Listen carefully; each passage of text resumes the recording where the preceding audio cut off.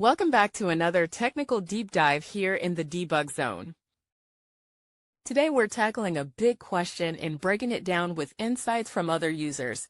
Hopefully this clears up some misconceptions and helps you get the answer you need. So buckle up, stay a little curious, and let's jump right in.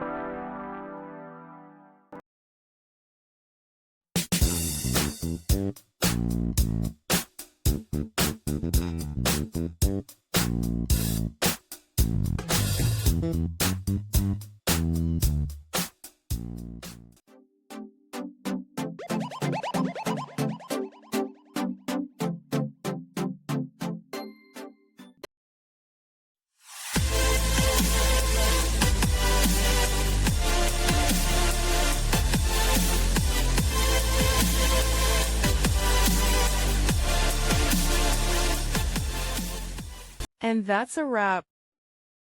I hope you found the answer you were looking for. If you did, take a second to hit that subscribe button. It really helps out. And let me know in the comments which solution worked best for you. See you next time in the debug zone.